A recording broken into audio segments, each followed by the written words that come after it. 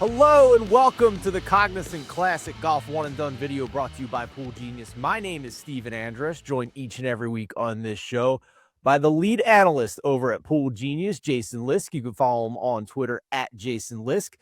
In this week's episode, we're getting you ready for your Golf One and Done pools for the Cognizant Classic. We're going to give you the course preview, which is important for this particular tournament.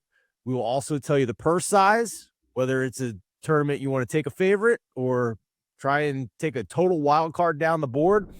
We will look at the three most popular players for Golf One and Done pools as projected by Pool Genius. And Jason and I will give you our three favorite picks, one long shot, and one conviction play at the end of the show. Jason, hello, sir. Before we get into the Cognizant, Jacob Bridgman wins at Riv, which kind of annoyed me because I was going to bet him this week, but he's withdrawn, as he should after you win a signature event. I get it. I had Rory. Less than 1% chose Jacob Bridgman. I think it was less than 1/10 of 1% had him. Yes, less than 1/10 of 1%. You're the Golf One and Done master. Mm-hmm. I am the golf outright expert when it comes to just straight up betting. So I had Rory last week. He was not one of the three most popular, but he doesn't win. He finishes second. I get $1.8 million, and now I can't use Rory the rest of the year. Right. Should I feel good or bad about that? I would feel decent. I think it's because it's one of those things, right? If you told me right now what's the over under on times he wins more than that, I'd probably put it 2.5 with a shade to the under, right? Yeah. Like, because that would mean he has to win or finish outright second at another big event, and the odds of that happening, I mean, good golfers go many years where they don't win one of these events, unless you're in Scotty's category where you're basically Tiger Woods or dominating. So I think you probably got a top three type of finish out of him, and it's just whether he wins in a week where he's really popular or not that could impact your chances, I think. But I'd probably take it if you offered me that right now. I probably would take. There's guys I would take who finish top 5 and take those results over saving him. But if you gave me the pick after seeing it, and I couldn't take Bridgman, and I couldn't take let's see who else finished up top, like who finished in third, Kurt Kitayama. Yeah. If I couldn't go back and take those two and had to take somebody who drew like 1% or higher, I mean, he'd be on the short list of guys I'd be like, okay, I'm glad I used them, right? Even with the future value potential. Obviously you want the upside. I think the larger the pool you're in, the more you want to still have them available, because you know there's maybe going to be somebody that hits them and passes you, and it's a really large pool. In a small pool, I'm fine with 1.8 at Rory. Yeah, the other really popular spot he gets used is at Quail Hollow because he's won it a bunch there. But Xander Schauffele's back in good form. He's always done well there. There are other golfers who have done well at Quail Hollow. And part of the reason I used Rory last week is because we are seeing a little bit of a resurgence from previously really good golfers who did not do well last year, but are starting to come back. Mentioned Xander. Colin Morikawa looks like he's back. So I feel like I have more optionality in these bigger signature events, or a more pool of really good players that I maybe would have been comfortable using last year. Hideki Matsuyama's playing awesome again. So yeah, I agree with you. I feel fine about it. Top 100 in the Rick Run Good pool right now. So feeling good about that. And we'll enjoy that ranking as long as it lasts. Golf is a fickle sport. Golf is tough to handicap. And I appreciate your help to this point, getting me into the top 100 here. No, you're making the calls on those entries, because I'm not. I think I'm somewhere in the money in Rick, but I don't think I'm quite that high. I used Cam Young on the entry that's the highest. And that worked out. It didn't look good for 2 days. He wasn't going to win it, but he did actually backdoor into a decent money amount by Sunday to make that entry okay. And I'm in the same boat. I'm fine using him. Wish he would have done a little better, but on the first day. But yeah, I think with Rory, you're now on team fade the players, the Masters, and probably the Wells Fargo, right? Yeah, 100%. 100% on that. Can't wait for the players, by the way, everybody, because got a couple of wild cards there I'm eyeing up here that's not named Scotty Scheffler if you're going to try to avoid the best player in the world winning the biggest prize and one and done. So Stay tuned for that when it comes to the players. But this week, it is the Cognizant Classic. We're going to start this week's show with the course preview. So the Cognizant Classic is a $9.6 million purse, so less than half of what you would see for a signature event. The winner gets about $1.7 million for first place. We are down in Florida. This is the beginning of the Florida swing. We're in the Palm Beaches area. The course is PGA National. We're on the champion course at PGA National. A little more than 7,200 yards. It is a par 71, so 3 par 5s on the course. The famed bear trap down the stretch there used to be very tough for everybody to try and get through to try and win this tournament. The greens are Bermuda. The defending champion is Joe Highsmith, who's in such bad form. He's 300-1 this week. Past winners, Austin Eckroat, Chris Kirk, Sepp Strock. You can see the rest there. The weather, possibly rain on Friday and Saturday, but it's Florida, so we have to keep an eye on that closer to when the tournament starts. Winds less than 10 miles per hour from what I saw as we record this on Monday afternoon. So it's an early week forecast. Keep that in mind. I did see an exception to those winds at less than 10 miles per hour. That might be Thursday PM, so the afternoon wave on Thursday. So keep an eye out for that as well. The reason I wanted to start with this course preview is because if you see that list of past winners, in my opinion, draw a line through them all. Throw them out the window. Something big happened at PGA National last year, and it started right in round one when Jake Knapp comes out and shoots a 59 on Thursday at a course that for years and years was known to be one of the toughest on the PGA Tour. We had winners at this tournament over 4 rounds of golf hold up a trophy with a score single digits under par. Like that's like a major championship test. That just simply wasn't the case last year because they overseeded the golf course. Now, what that means in straight up layman's terms, it's easier to get your ball to stay in the fairway. They're not going to run out as much with the old Bermuda when they overseed it with the ryegrass. It's easier to hold the greens.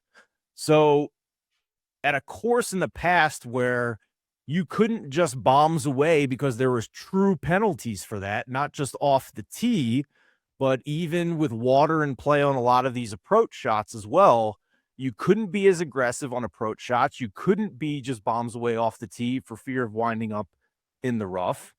All that changed last year with the overseeding of the golf course. So we saw much closer to a birdie fest last year and a ways away from the old days where this was, one of the more fun events as a golf fan to watch because you're seeing the pros really get tested and really having to grind and look more like us high handicappers out on the golf course on any given week. So that completely changed how I handicap this tournament.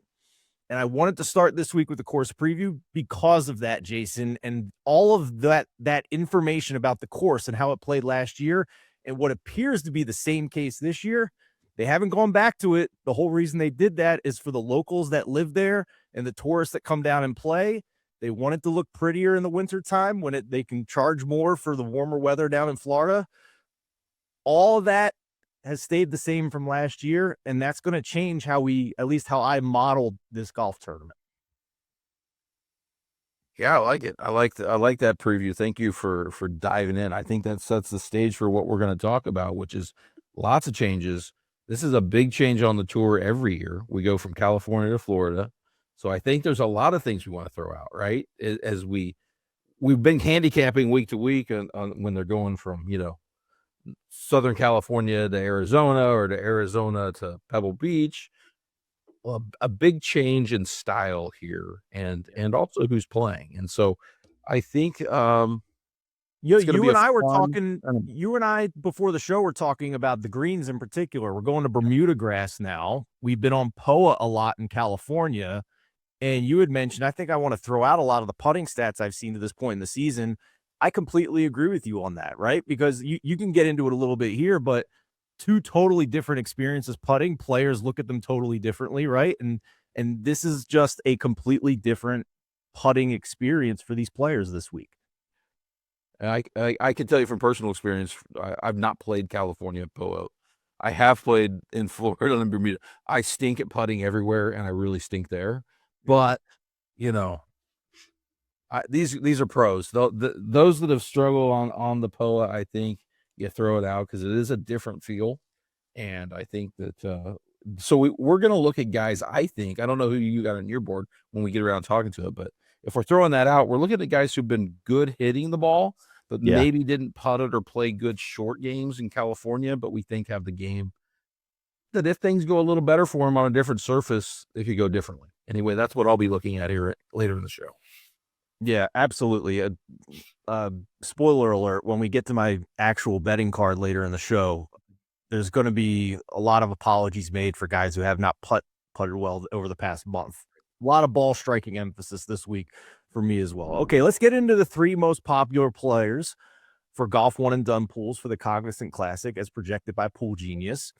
And Jason, you can correct me if I'm wrong, but I'm pretty sure this guy at the top of the list here is the highest percentage projection we've had for any player at a tournament so far this year.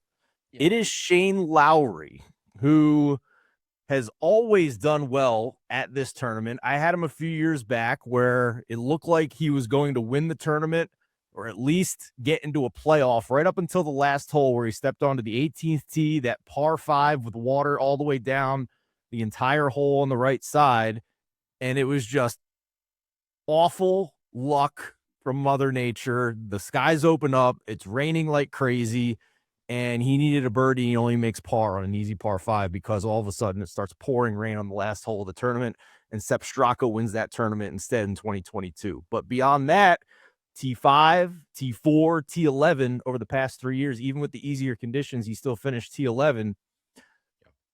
You have Shane Lowry projected at 24.3% for this week as we record this on Monday afternoon.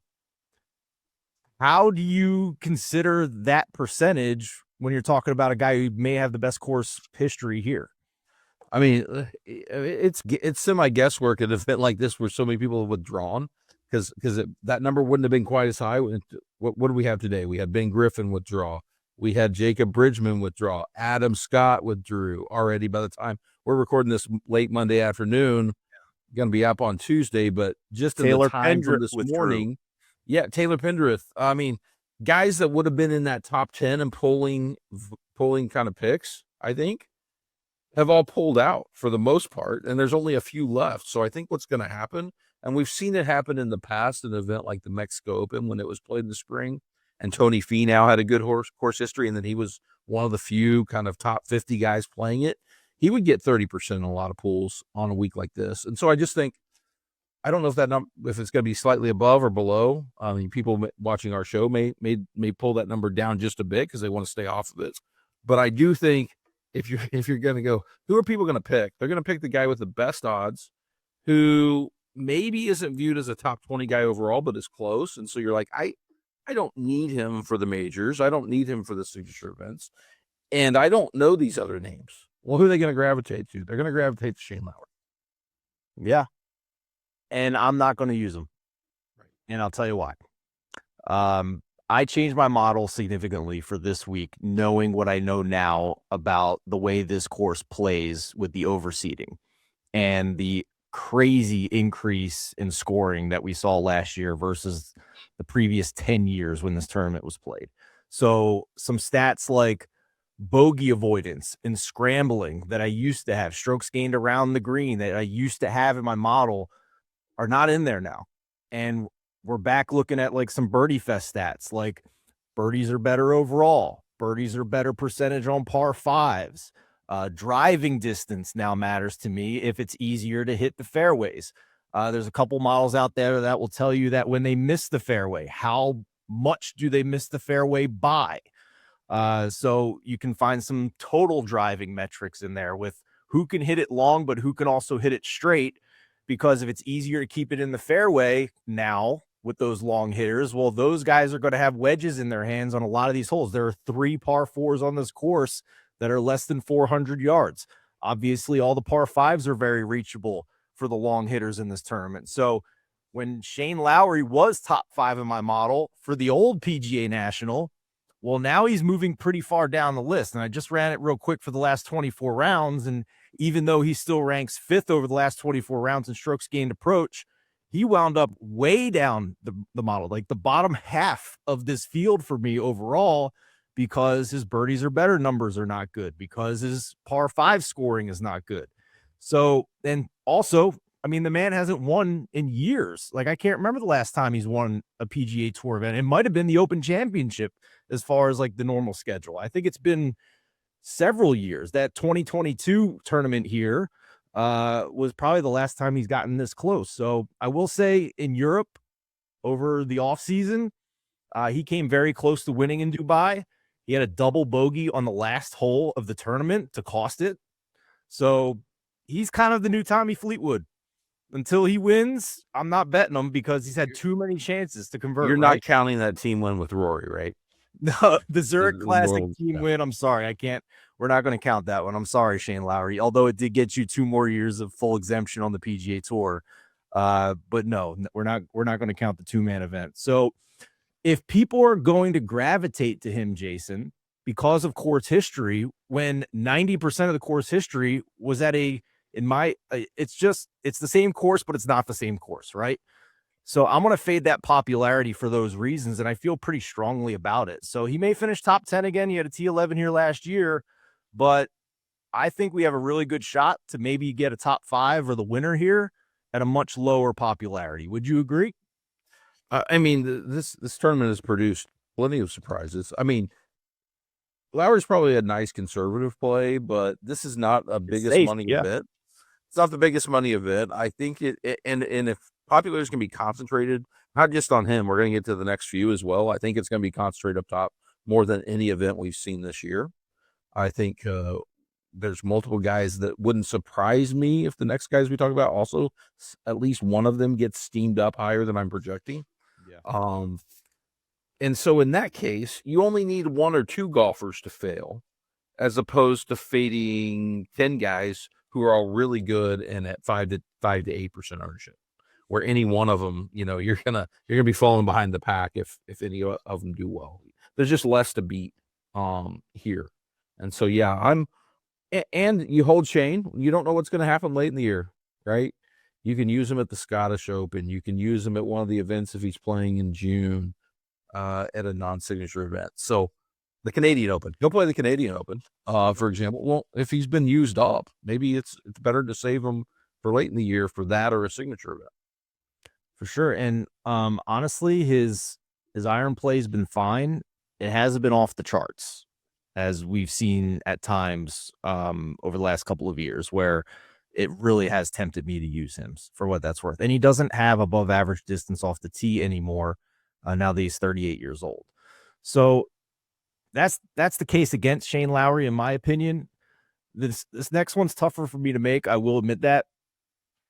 Ryan Gerard is projected at 15% popularity for the Cognizant Classic by Pool Genius, by Jason and his team. I understand the logic behind this one for sure. He's had an amazing start to the season. Going back to the fall swing, he went overseas to get a spot in the Masters, finished second in a DP World Tour event, came back to the Sony Open, finished second there, had a 3rd consecutive runner-up finish at the American Express behind Scotty Scheffler, and then went to the Farmers Insurance Open and finished 11th there. Now, he slowed down a little bit the last couple events, but he still made the cuts. He still was striking his irons beautifully. If you look under the hood for the Genesis last week, I get it, Jason, for sure. On paper, it makes sense. 15% is tough for me to swallow. And for what it's worth, he didn't model great for me when I was using the news stuff here for PGA National. He didn't skyrocket up the rankings for me. But boy, oh boy, is he going to be one of the most popular bets this week in any format, whether it's one and done or just straight up betting.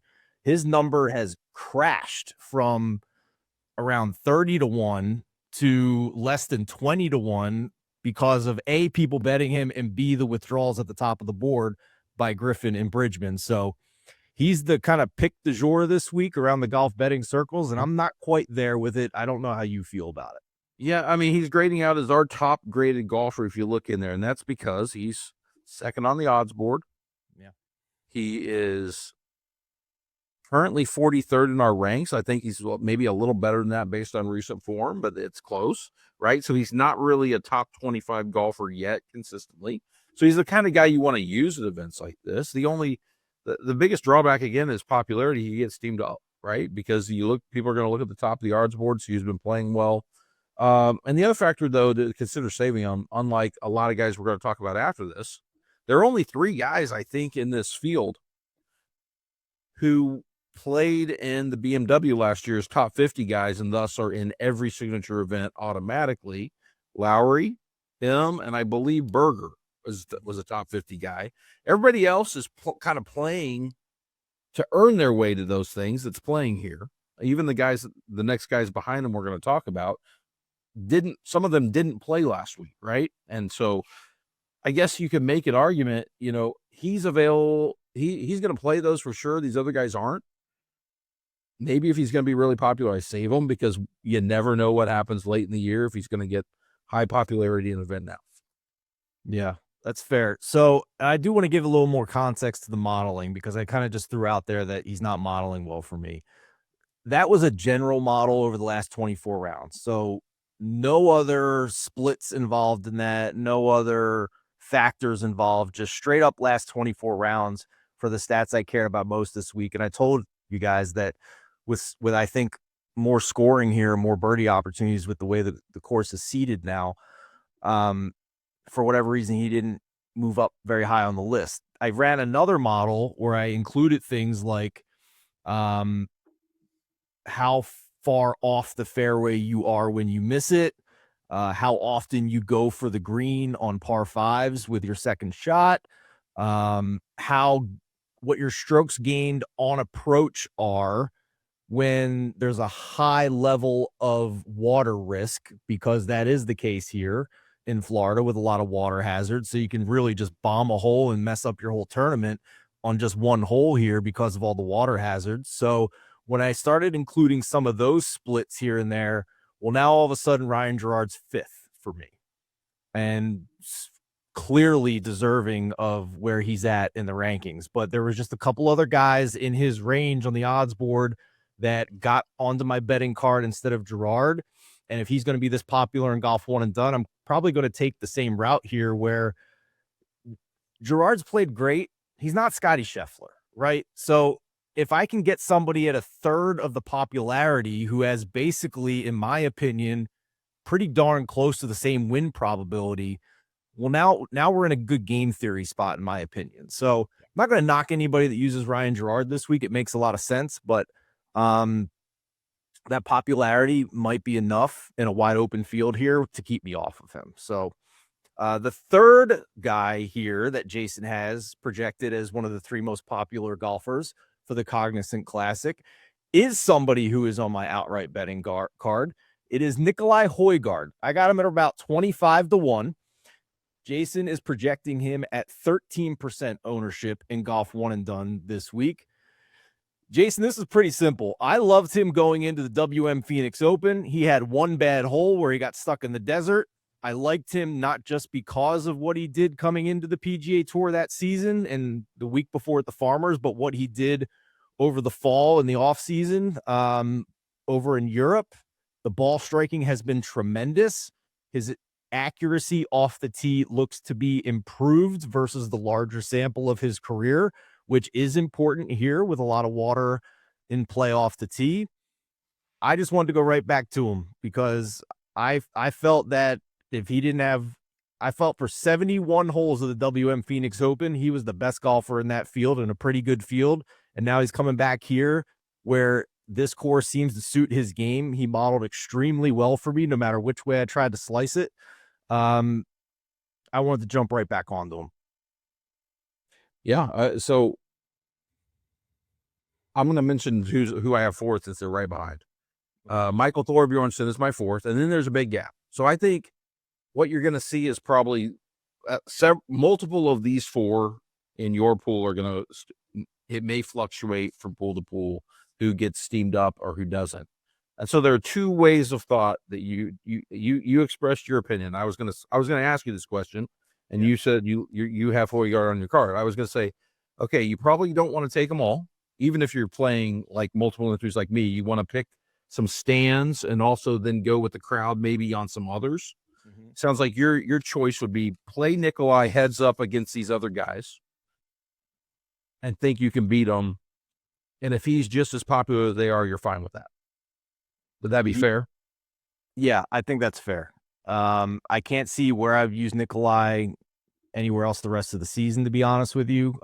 He has been a little inconsistent for his career. He'll kind of get hot in stretches and then cool way off. So I kind of want to lean into this right now where I still think he's playing really good golf, and at lesser ownership, modeling well seems to make sense to me. And if the wind is up, I like these Europeans on a windy Florida course as well.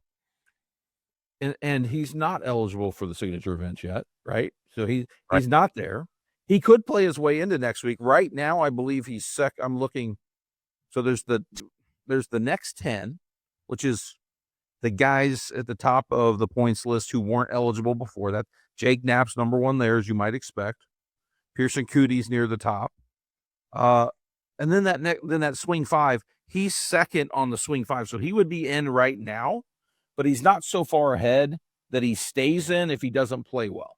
If other guys come from behind him, finish top 5, top 6, top 10, and he doesn't play well, he's not going to be in next week. So it's one of those things where I think you play him, again, because you aren't guaranteed to have him in a lot of these other events unless he plays well, which probably means he plays well here. And so, yeah, I'm fine with that. I think him or Thorbjornsen are where I'm leaning. If I'm going to play one of the more popular guys for those reasons, they need to play their way in. They're both kind of on that border where if they do well here, they're playing next week, but they're not guaranteed to. And so I do think if I were going to ride the steam, so to speak, and play a 10% plus guy, I think it'd be one of those two. All right, let's dive even further into this. Let's pull up the data grid here, and we'll start with what are now the favorites to win this tournament after the withdrawals from Ben Griffin and also Jacob Bridgman. And what you'll see is that it almost looks like a Korn Ferry Tour board where nobody's shorter than 15-1. It's kind of wide open.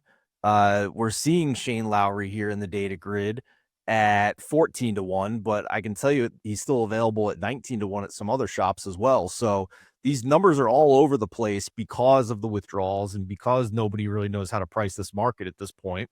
So just another example of why you really should be shopping around and looking for the best odds. If you want to bet golf in addition to your golf one and done pools that we're using here with our data grid, be sure to check out one of our newest show sponsors, Novig. You can use the promo code POOL, and when you spend $25, you'll get a $25 bonus as well for a total of $50 in your account balance. As somebody who shops for the best price everywhere when I'm betting on golf, Novig has popped up frequently over the past few weeks with having some key guys at the best numbers. So definitely take advantage of that offer. Again, it's Novig, and the promo code is POOL, just like Pool Genius. So check that out. Shane Lowry, 14-1. After that, Ryan Gerard, 16-1. Again, he's been the most popular bet this week in the golf betting circles. Nikolai Højgaard at 18-1. He's come down a little bit. You still might be able to find him in the 20s at a couple of spots. I do think they got it right this week, though. That's always the running joke with the Højgaards, is like you always pick the wrong one sometimes, Jason. But I do think they have the order right now where Nikolai is in most spots shorter than Rasmus. Rasmus's ball striking isn't quite as good as Nikolai's right now, and Nikolai's to start the season, when you include the European stuff that he did on the DP World Tour in January as well, he looks like one of the best ball strikers, not only in this field, but maybe in the top 30 on the tour at this moment. It's small sample size, but he looks really good here. So, anything surprise you here? I mean, I know this is kind of a wide open event, but you mentioned Michael Thorbjornsen. I do agree with you on him. He was another guy that made my betting card this week. I also liked how he played in Phoenix, and I just am a believer in his talent overall. Yeah, I mean, and you can see my popularity estimates largely mirror who's been pulled up to the top of the board in odds. So your question is, do you go a little bit further down that board? Because we've broken down the top. that next tier, Keith Mitchell, we see Max McGreevy, we see a bunch of guys that we're going to talk about here. I think some of them will be on maybe some of these guys that you see further down here will be on one of our 2 picks coming up. I think you're right, sir. We'll save that for our top 3. Let's move on to the course history here. And when we're doing the show here, I like to give the top 3 in course history with a minimum of 8 rounds. This is a really good Adwin week. last played in 21, so he's showing up, but he hasn't played recently. Yeah, Lowry.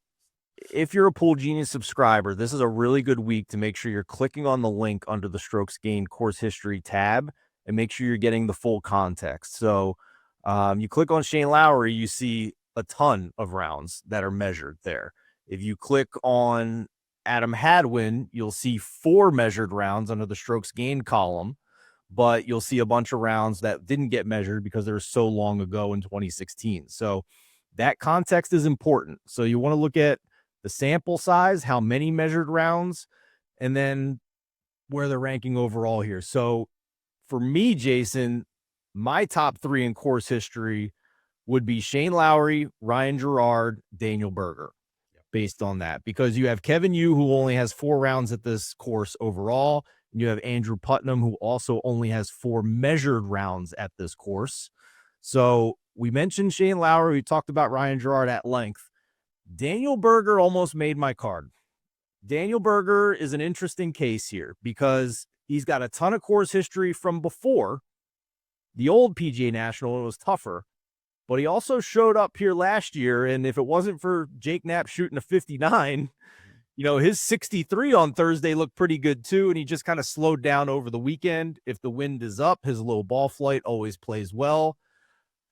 True. He didn't quite make my card because I just don't know if in a birdie fest now or what's close to a birdie fest, if Daniel Berger can make enough putts in in a tournament where there's going to be a lot of scoring to do enough to finish highly in that tournament. So looking at what he's done so far this year, T6 in Hawaii is his best finish, T16 at the WM Phoenix Open.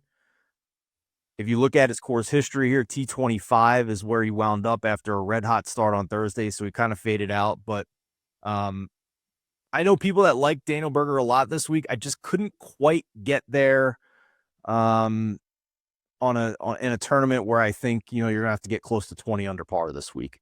Yeah, and Keith Mitchell is probably 4th. He's played here 3 times in the last 4 years. Kashmir Keith, one of my guys that I like to root for on tour, grinder. But he's lurking near the top of the odds. This is probably the highest he's been up in odds board in a tournament in a while, I would think. Yeah. Off the top of my head, it might be since like the Valspar last year. He had kind of this like good start to the season last year, and people liked him at the Valspar. He was in contention at the Valspar, and he just couldn't put it together. He had this thing going last year. You remember, I'm looking at his rounds last year. He shot 7 under on day 1 here. Okay. And finished T42. And he had this long stretch where he was just on fire every Thursday, but then faded by the weekend. And this was one of those last year where Keith jumped out, but then didn't hold on to it. For what it's worth, he has gained putting at PGA National at all 7 of his appearances here, which is crazy for Keith Mitchell, right? Who is not a good putter. Good drives the ball. Yeah. So, he's always going to hit it. Yeah, to your point, he's a great ball striker. That's why he always tends to do well at this course. He hits it straight enough to stay out of trouble. So, I liked him better at the old PGA National. He's kind of in that bucket with me with Shane Lowry, where I liked him better when it was tougher, when the straighter ball flight was rewarded more.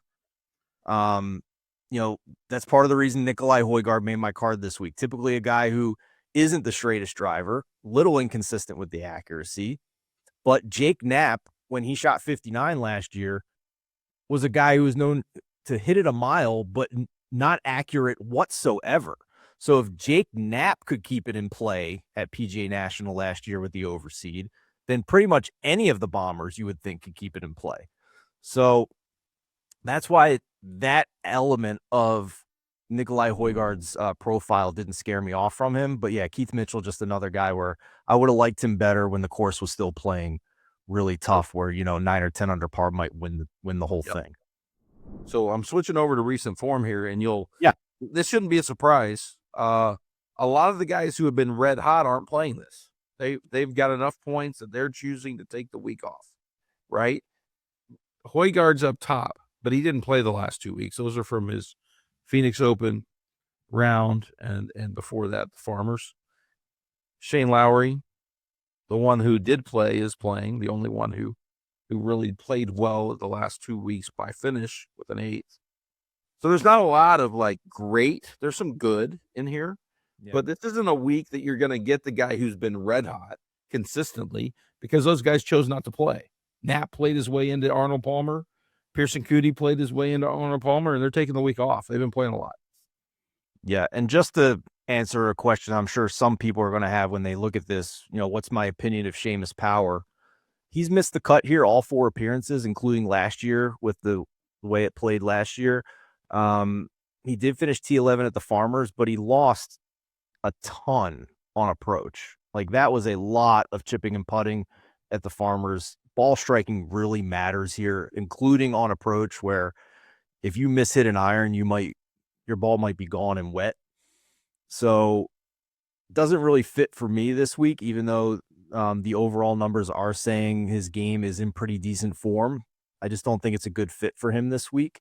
And a lot of those numbers were, much weaker fields over the fall swing, that kind of thing.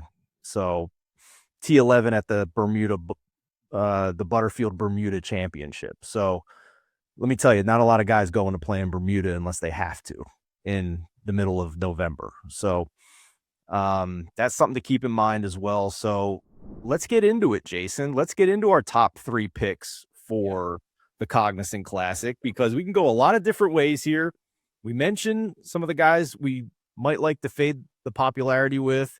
You talked about maybe some long shots being a good week for this as well, because the purse is only 9.6 or whatever it is $1 million. You're only getting about 1.7 million for first place. So even if you're wrong, may not be that big of a penalty this week, right? And it's wide open, and there's probably only a few guys that if they win, you're going to be like, man, I need that player not to win, right? Lowry, some others. And so it's I think I'm not going to go way down the board, but if you have a strong conviction, here's my this is the week to go get your guy. I think. I'm playing there is one pool I play in where we get bonuses for a skin, meaning if you're the only one to pick a golfer. I'm definitely going to be trying to get a skin this week. This is the week to go for something like that, if the scoring structure incentivizes it, or I'm going to go down the board and try to find a guy who I think is not going to be picked by the 60 others, 70 others in that pool. And so I preface before we get to my picks. You want me to get to my top 3 before you get yours? What do you want to do? Yeah, let's do it. I'm going to let you go first. Okay. So I got top 3. Keith Mitchell just missed it. I am probably going to have a pick on Keith Mitchell.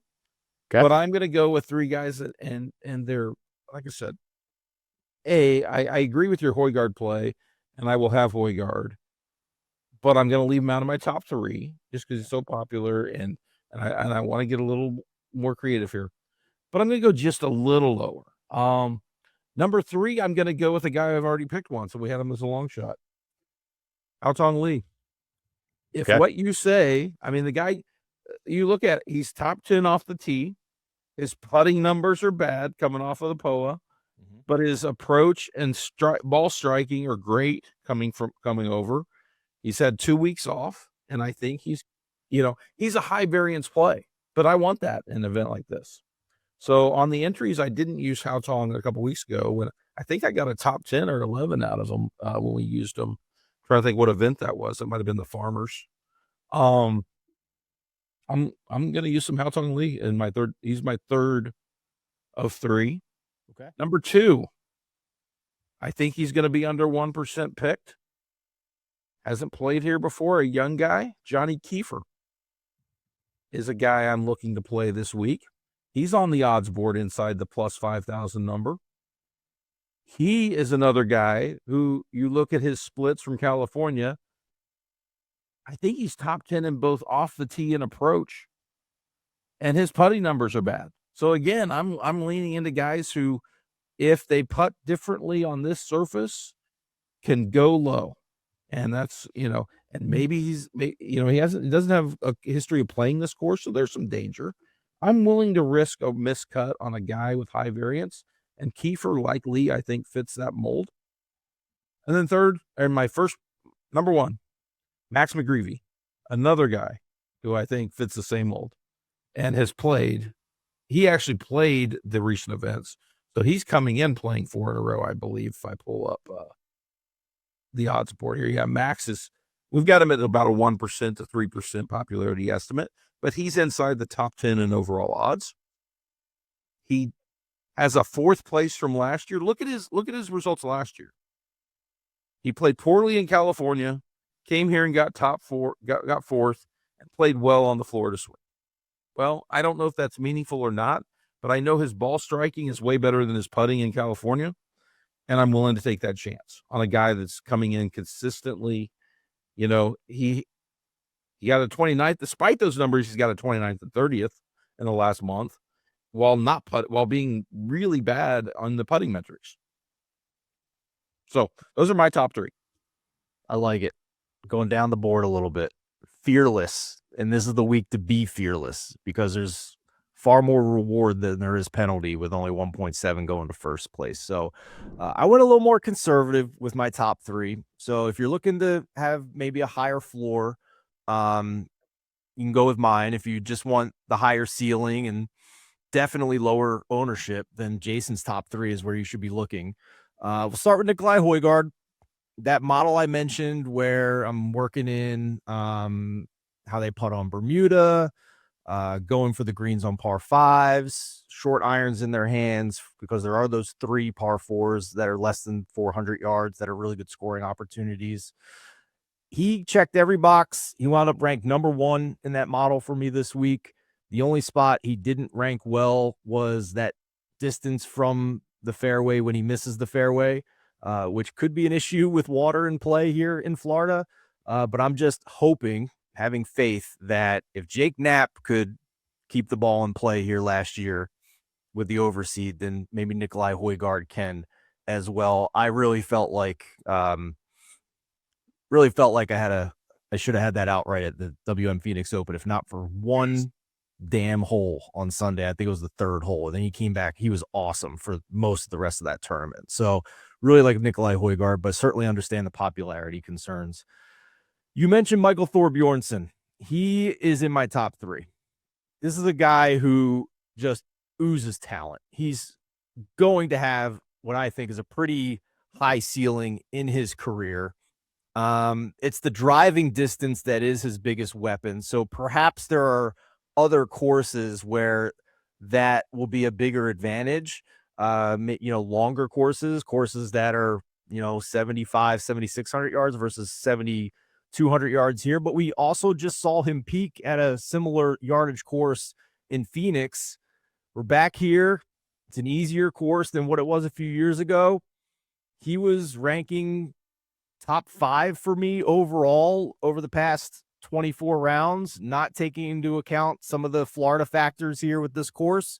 Just overall last 24 rounds for the stats I cared about most.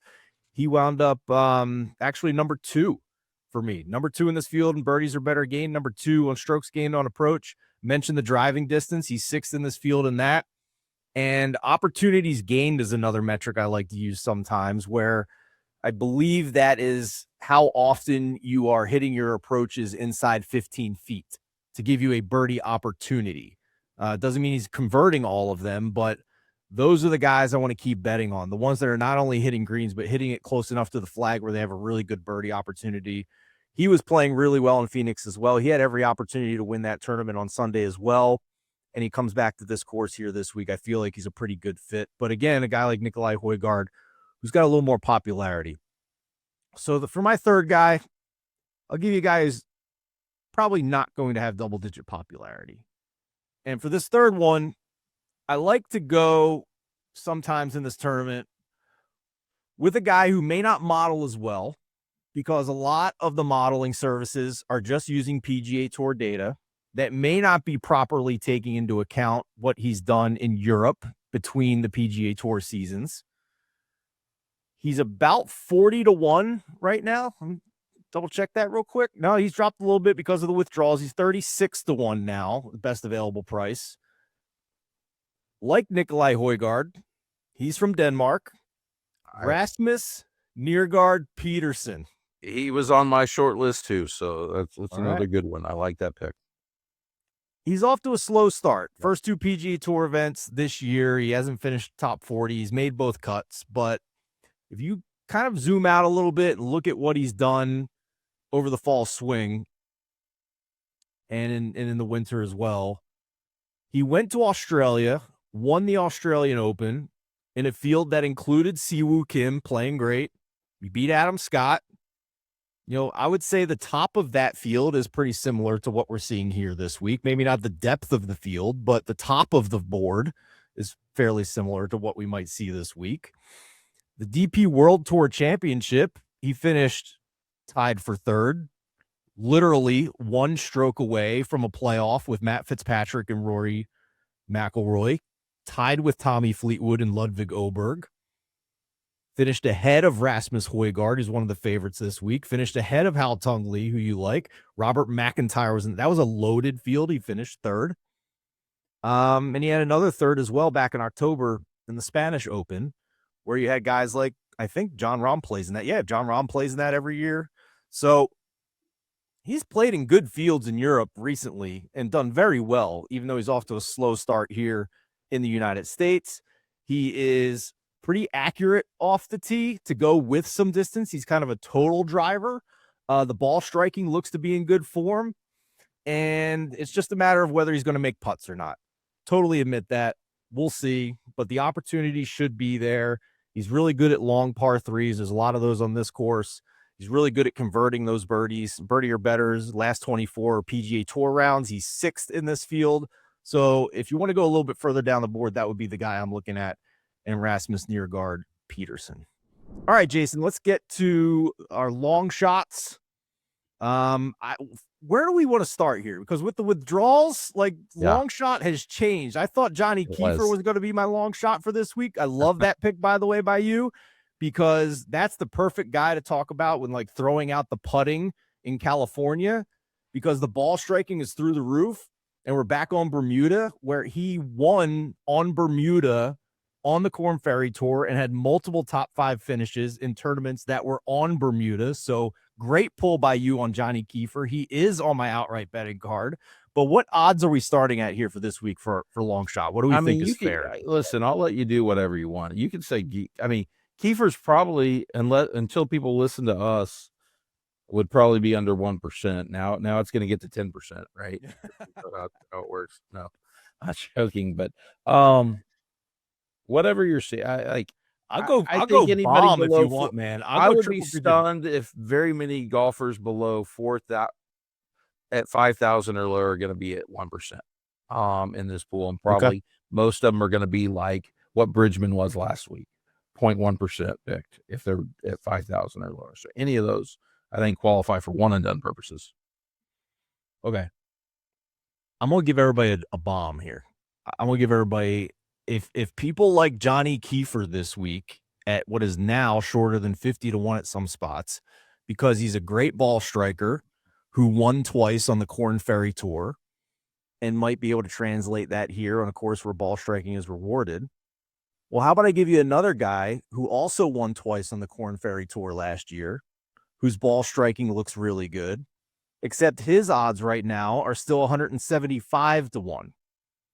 And in that model I ran, where we start to work in how far are you missing the fairway, how's your strokes gain on approach where water danger is really high, how's your putting on Bermuda, he checks all of these boxes except for driving distance, essentially. Everything is checked except for driving distance.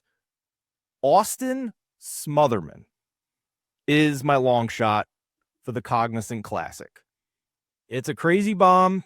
He is hit and miss, as most rookies are to start their PGA Tour career, but he did finish top 10 at the American Express, and his ball striking on approach is pretty much there. Certainly a little worried about a terrible performance off the tee in Phoenix, but before then, the first 3 events of his PGA Tour season, Sony, the Amex, and the Farmers, he did gain off the tee. And his accuracy off the tee should be rewarded here this week to go along with some really good iron play, including some short iron play where he should be able to take advantage of par 5s and the short par 4s on this course. So there's your favorite long shot. It's a legitimate long shot. Austin Smotherman, 175-1, Jason. That is you asked where you should go, and then you're like, I didn't listen to anything you said, and we're just going way down the board. Appreciate it. No, totally. So yeah. Who do I want to go? I mean, look, the guy's really good on approach. I get it. If that hits, I mean, any of the 3 guys that you had in your top 3, I think is fine. Yeah, like for if sure. it starts with a 4, I think it's fine. So I'll just tell. So last year, when I drafted all the best ball teams before the season, one guy I was tacking on at the end of drafts a lot. One of my heaviest tack-ons was Joe Highsmith, who did nothing and then showed up at this tournament and won. So by that logic, one of the guys I was tacking on this year was Vince Whaley. He does nothing to make me think he's going to win this tournament, but maybe he has the same impact and just shows up here and randomly wins one. That would be the true craziness, would be someone like Vince Whaley winning this thing, because he's the opposite of what I said. He's not struck the ball well at all in California. He's not played nearly as well as I was hoping to start the year. But that's not going to be a long shot. I'll go with another young guy. I mean, there's two guys I'm thinking about here. So one has shown up a few times on the board, so to speak, at leaders. Kevin Roy has been hit or miss. And then there's a young guy that I would consider that if he puts it together, maybe he more fits the mold of what we talked about.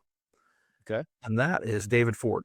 So David Ford would be another long shot, because we've seen guys that, this tournament has been won by guys winning their first tournament and kind of pulling it out of nowhere. He would definitely qualify for that.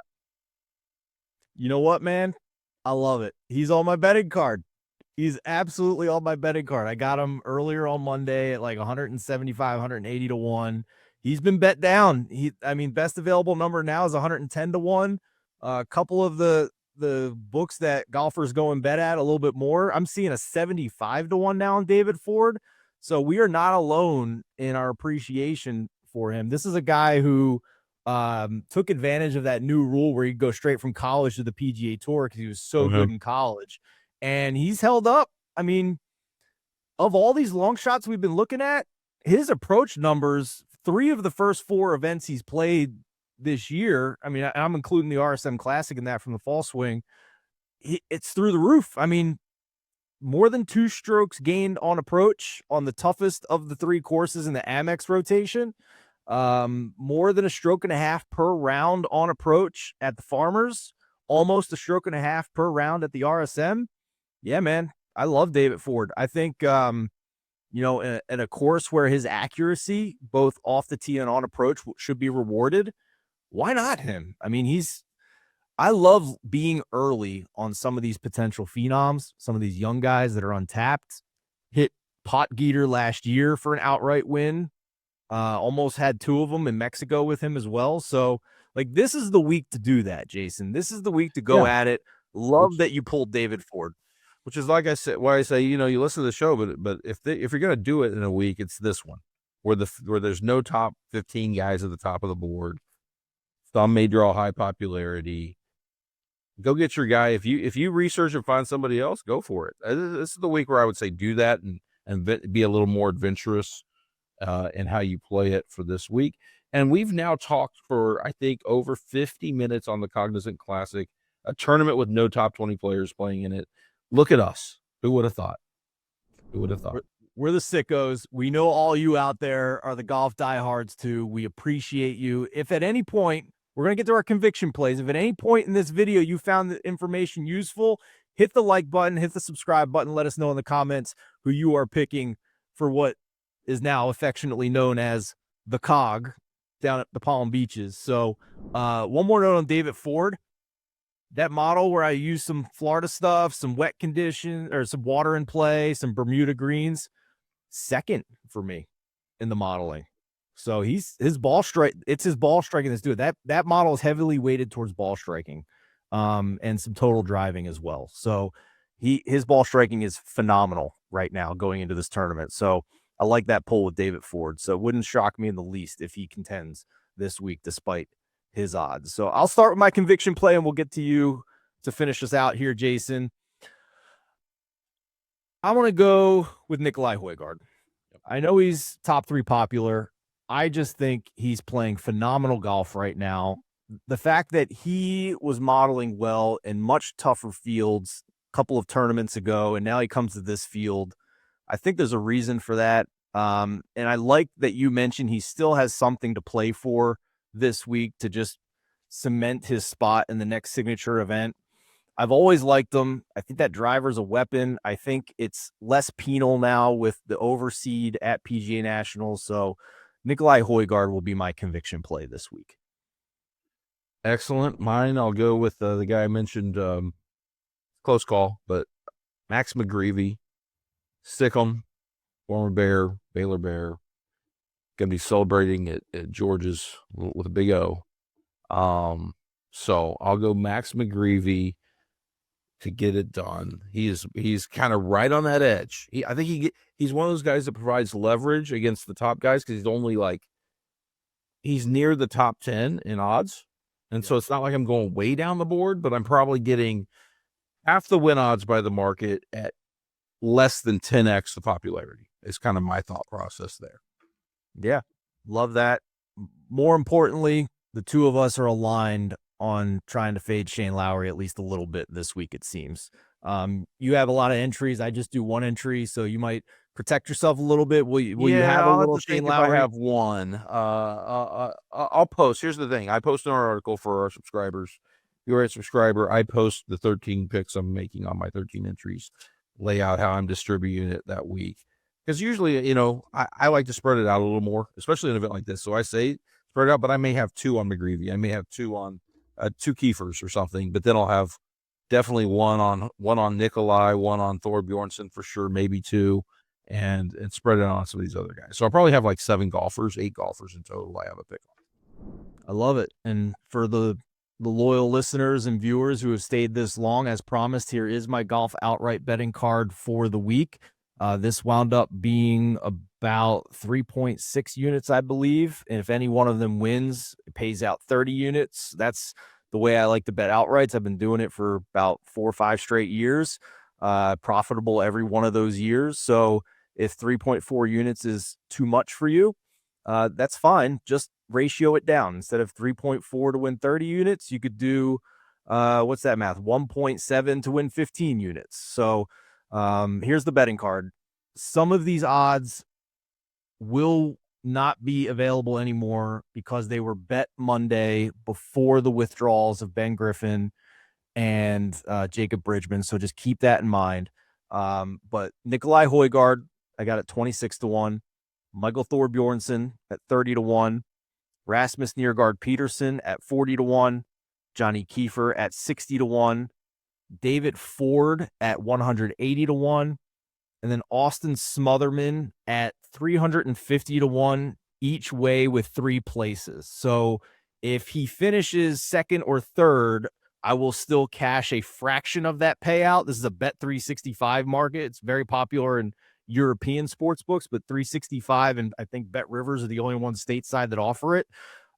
Basically in that each way 3 places market, they double the odds of the usual outright to give you 3 places, but you have to also bet the placings, which means the amount you're betting on that outright is doubled. 1 for the outright and the same amount for the 3 places as well. So in a normal outright market, Austin Smotherman's probably about 170-1, 175-1, but I found 350-1 each way with 3 places for Austin Smotherman. So that's the card. Nikolai, Thorbjornsson, Niergaard Peterson, Kiefer, Ford, Smotherman, each way with 3 places. Jason, any final thoughts for the sickos out there like us? Yeah. Just to enjoy the sicko one and done tournament this week. Heck yeah. And if you live in Florida, write your senator and have them stop overseeding PGA National, please. We want it back. We want our 5th major at the Cognizant Classic back with the tougher course. So thank you all for watching. Again, if it was useful, please hit the subscribe button, hit the like button. Let us know in the comments who you are picking for the Cognizant Classic. For Jason Lisk, I'm Stephen Andress. Best of luck at the Cog.